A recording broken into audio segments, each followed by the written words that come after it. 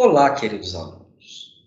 Agora que nós já sabemos o que é uma Constituição e qual a sua importância para sociedades políticas organizadas, nós precisamos fazer um percurso histórico para que nós possamos compreender como aquilo que hoje nós denominamos Constituição foi sendo construído, foi sendo fruto de construções ao longo dos últimos séculos. Para tanto, nós perceberemos como o constitucionalismo norte-americano, como que o constitucionalismo inglês e como o constitucionalismo francês contribuíram para esta Constituição que hoje nós possuímos. Como eu disse a vocês, a Constituição, a partir do momento em que ela foi compreendida como fruto de um acordo social, de um contrato social mediante o qual nós, indivíduos que integramos a sociedade, abrimos mão de parte de nossos direitos, abdicamos da nossa soberania popular em prol da criação de um Estado, nós vamos perceber que, ao longo da história, vários acontecimentos históricos foram contribuindo para aquilo que hoje nós chamamos de Constituição.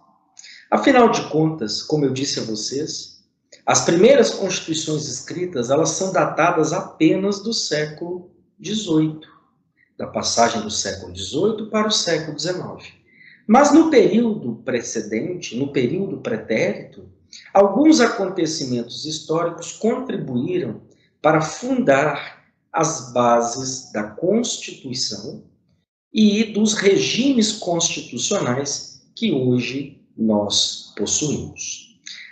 A primeira questão que nós temos que analisar é como o constitucionalismo inglês contribuiu para o surgimento e para a evolução da Constituição e como este constitucionalismo inglês contribuiu para a nossa Constituição brasileira e para as constituições do mundo. Afinal de contas, nós vamos perceber que as constituições, elas têm várias semelhanças entre si. Há uma base de instituições, há uma base de preceitos normativos que são comuns a quase todos os estados e que foram frutos de processos históricos, de conquistas, de evoluções. Quando nós olhamos para o direito inglês, quando nós olhamos para o constitucionalismo inglês, nós vamos perceber que o constitucionalismo inglês foi muito importante para o desenvolvimento daquilo que hoje nós chamamos de Constituição. E por quê, pessoal? O constitucionalismo inglês, para grande parte dos doutrinadores, ele é o embrião do surgimento e do desenvolvimento do movimento constitucionalista. Porque é no constitucionalismo inglês que nós vamos verificar as primeiras declarações, o primeiro conjunto de normas destinadas a limitar o poder do Estado e a estabelecer garantias ao povo. Os ingleses foram pioneiros na contraposição ao poder monárquico absolutista. Foram eles os primeiros a exigir que o poder soberano do Estado fosse exercido com certos limites e em respeito aos direitos dos cidadãos. A primeira declaração que vai marcar a história do constitucionalismo inglês e do constitucionalismo no mundo é justamente a Magna Carta Libertatum, também conhecida como a Carta ou Declaração de João Sem Terra. Nesta declaração, João Sem Terra, após perder uma batalha contra os barões e nobres ingleses, aceitou restringir o seu poder monárquico a alguns preceitos estabelecidos naquela declaração. Por exemplo, voltados a assegurar a vida dos súditos ingleses, a sua liberdade e a sua propriedade. Na Magna Carta Libertatum, por exemplo, já havia normas que estabeleciam que o monarca, que o Estado inglês, somente poderia criar tributos ou aumentá-los se houvesse o consentimento dos súditos, se houvesse o consentimento principalmente por parte dos nobres e barões ingleses. Depois de 1215, 400 e poucos anos à frente, o constitucionalismo inglês vai nos presentear com o surgimento de uma declaração que é o Petition of Rights, um conjunto de normas jurídicas destinada a assegurar vários direitos ao cidadão inglês e a estabelecer um dever que o Estado teria de protegê-los e assegurá-los a todos. O Petition of Rights foi um primeiro conjunto a primeira declaração que trouxe um conjunto de direitos assegurados ao cidadão inglês. Anos mais tarde, em 1653, surge uma outra declaração, Instrument of Government, uma importante declaração que deu origem ao parlamento inglês. Enquanto importante mecanismo, enquanto importante instrumento de limitação do poder estatal.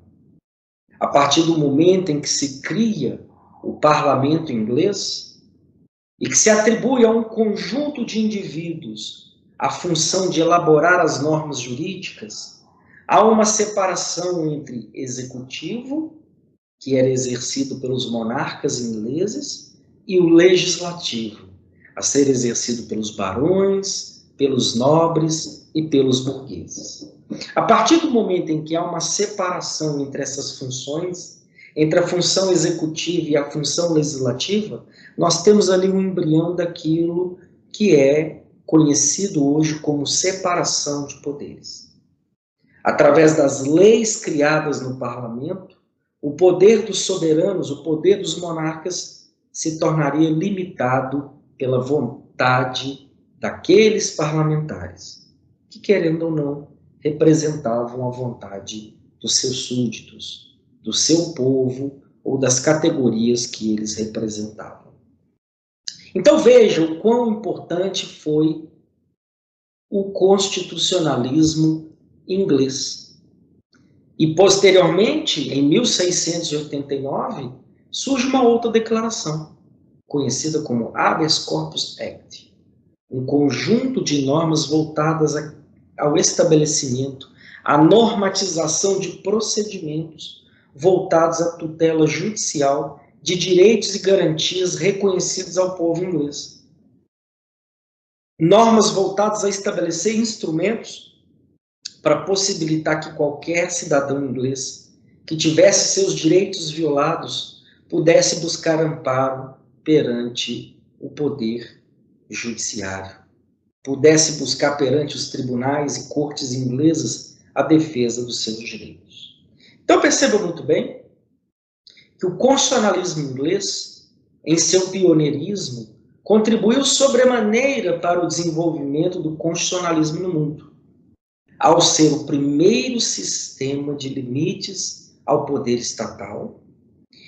Foi o primeiro conjunto de normas destinados a criar o processo legislativo e a disciplinar o processo de elaboração de normas jurídicas por um órgão legislativo denominado de parlamento. Foi a primeira vez na história que nós tivemos a previsão de um sistema parlamentar de representação popular. Por mais que houvesse questões sociais imbricadas, por mais que aqueles parlamentares não representassem todos os indivíduos ingleses, muitas das vezes representando apenas os burgueses, homens brancos, homens proprietários, protestantes, mas se deu pela primeira vez um sistema de representação popular, através da escolha de membros para compor o parlamento inglês. Foi pela primeira vez que nós tivemos o embrião daquilo que hoje conhecemos como separação de poderes, em uma separação entre a função legislativa e a função executiva, e pela primeira vez eu tive ali um conjunto de direitos e garantias civis atribuídos ao cidadão inglês. Veja que muitas das conquistas históricas alçadas pelo constitucionalismo inglês estão até hoje presentes nas principais constituições do mundo, seja a separação de poderes, seja o parlamento enquanto órgão legislativo, seja a criação da representação popular, seja através da criação de um conjunto de direitos civis e políticos assegurados ao cidadão. Aquele constitucionalismo inglês, ele se tornou um embrião e vai influenciar outros movimentos constitucionalistas, outros sistemas constitucionais, como, por exemplo, o sistema norte-americano. O sistema norte-americano, ele vai se desenvolver logo após a independência dos Estados Unidos da América. A partir do momento que as 13 colônias inglesas se declaram independentes em relação à metrópole Inglaterra, vai começar a efervescer no âmbito daquela sociedade norte-americana, agora independente, agora autônoma e soberana, um conjunto de movimentos, um conjunto de pensamentos políticos voltados à criação de um Estado forte, um Estado com as características próprias do povo americano. E isso se consubstanciou e se concretizou com o surgimento da primeira Constituição escrita da humanidade, organizada, sistematizada, que foi justamente a Constituição dos Estados Unidos da América, de 1787. Mas, professor, como que o constitucionalismo inglês contribuiu para a evolução do constitucionalismo no mundo? Sem sombra de dúvidas, ao lado do constitucionalismo inglês, o constitucionalismo norte-americano é um dos protagonistas no mundo, porque os norte-americanos inovaram, os norte-americanos deram origem, elaboraram novos sistemas jurídicos, novas instituições jurídicas, que até hoje se encontram presentes em grande parte das constituições do mundo. E é o que nós veremos. Quando nós nos debruçamos sobre a história do constitucionalismo norte-americano, o que nós vamos perceber? Nós vamos perceber que o constitucionalismo norte-americano ele vai ter o seu ápice justamente com o surgimento da Constituição dos Estados Unidos da América. A priori, quando aquelas 13 colônias se declaram independentes, através da Declaração de Virgínia, em 1776, ali se tem origem a 13 estados autônomos e independentes. Só que aqueles 13 estados, eles estavam muito preocupados com a possibilidade de que a metrópole Inglaterra tentasse retomar o seu poder. Então, eles celebram, em 1781, uma declaração criando a Confederação dos Estados Americanos, que foi um pacto celebrado por aquelas 13 colônias, agora soberanas e independentes, para traçar ali objetivos comuns de natureza econômica e bélica. Aquelas 13 colônias, agora independentes, se comprometiam entre si a se apoiarem mútuo e reciprocamente, tanto em ações de natureza econômica, para o desenvolvimento comum, mas também a se autoprotegerem e protegerem umas às outras contra possíveis tentativas da metrópole Inglaterra em retomar o poder. Só que a partir do momento que foi criada a Confederação dos Estados Americanos, vários pensadores da época, que ficaram conhecidos como os federalistas, George Washington, Thomas Jefferson e tantos outros, começaram a perceber que o projeto de nação para os Estados da América não poderia se restringir a apenas aquelas 13 colônias, a apenas uma confederação de Estados americanos. Era necessária a criação de um Estado forte, um Estado com um poder soberano central, com um poder unificado, capaz de fazer face aos outros poderes soberanos existentes no mundo. Então, os confederalistas, né? O que eles vão fazer, os federalistas?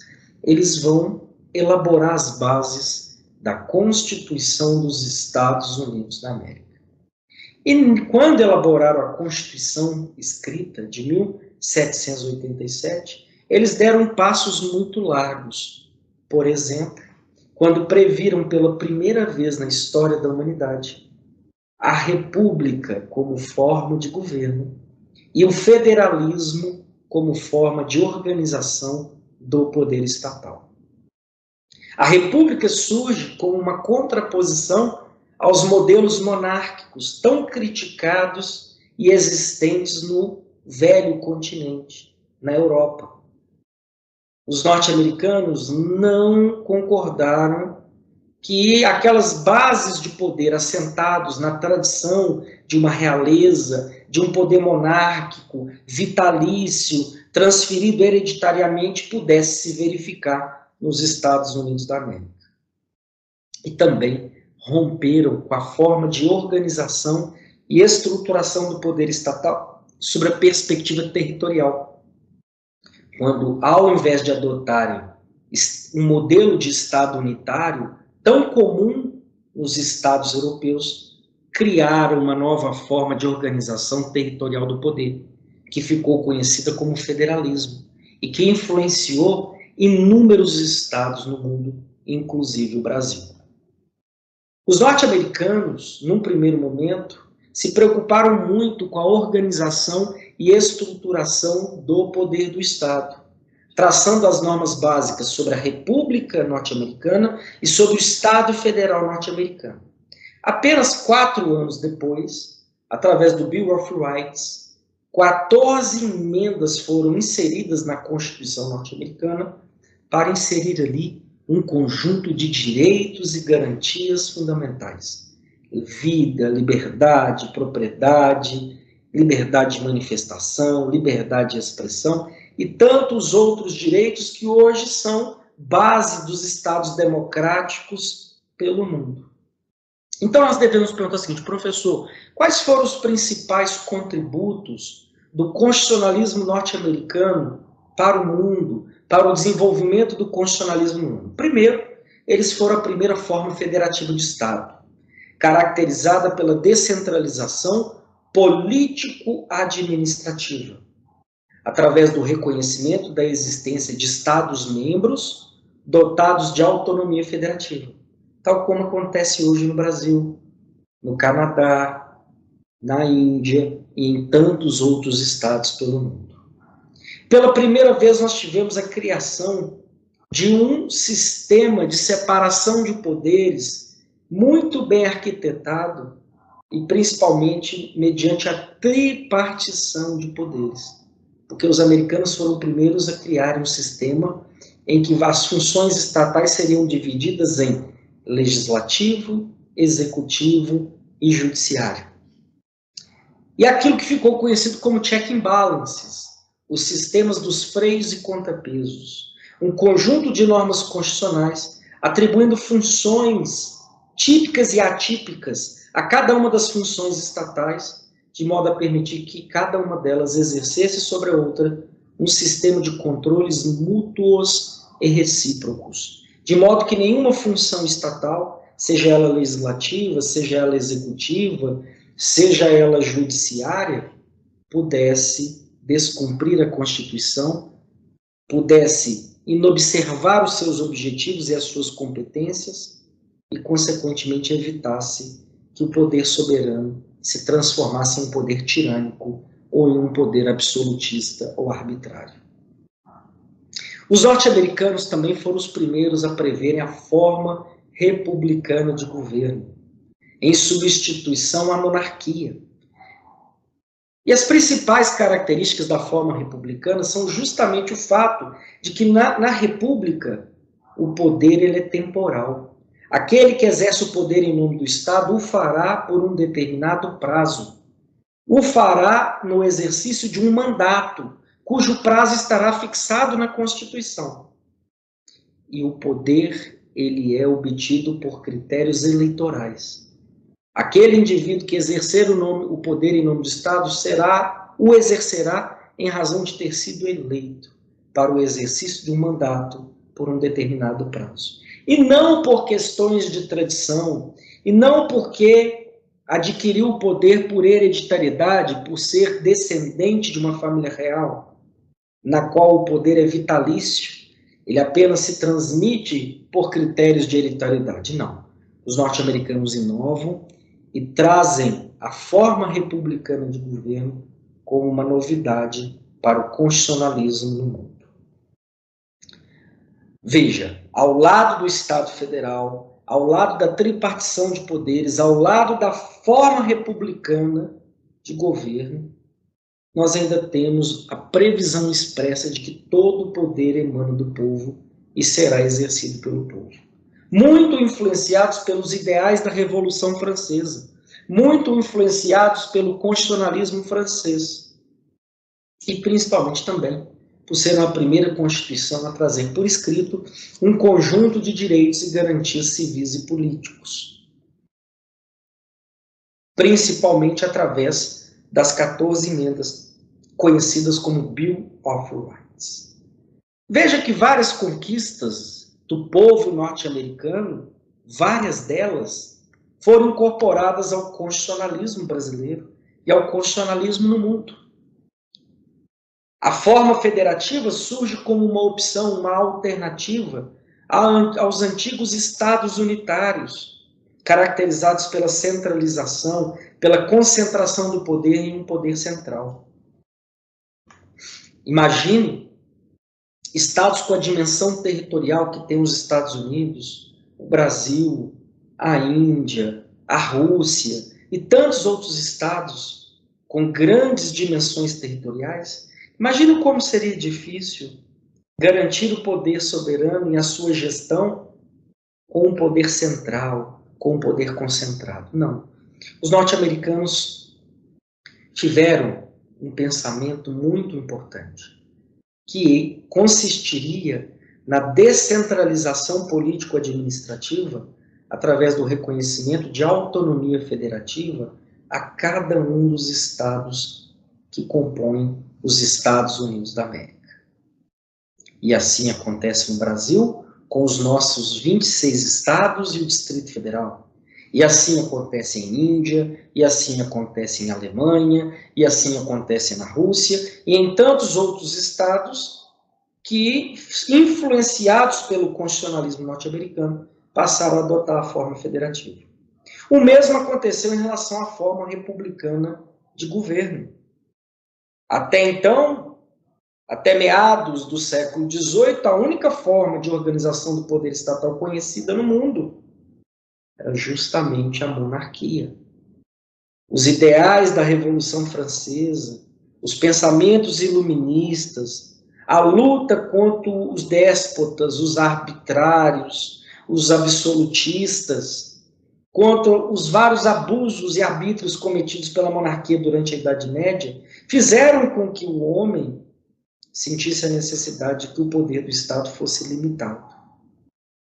E que o poder do Estado não se baseasse apenas em critérios de tradição, em critérios sanguíneos que dariam a uma determinada família a condição de reais. Não. O poder do Estado seria exercido por alguém eleito, por um mandato cujo prazo estaria previamente fixado e estabelecido na Constituição. Além do constitucionalismo inglês e do constitucionalismo norte-americano, nós tivemos também um outro constitucionalismo que teve um papel muito importante. De certo modo, foi um pouco ofuscado pelo constitucionalismo norte-americano, porque a Revolução Francesa acabou influenciando muito a Revolução norte-americana e o processo de independência dos Estados Unidos da América. Então, muito daquilo que foi pensado, muitas das conquistas que foram obtidas durante a Revolução Francesa, acabaram sendo incorporadas em escrito na Constituição norte-americana. E por isso o constitucionalismo norte-americano adquiriu esse protagonismo no mundo. Mas, professor, em que o constitucionalismo francês contribuiu para a evolução do constitucionalismo e para as constituições que hoje nós temos aí, legitimando o poder dos estados pelo mundo? Veja bem, o constitucionalismo francês ele teve duas contribuições muito relevantes, fora, obviamente, que nós devemos lembrar que Rousseau e vários pensadores, vários juristas, vários cientistas políticos, né? Eles assentaram suas bases de conhecimento na Revolução Francesa e no movimento iluminista ocorrido na Europa.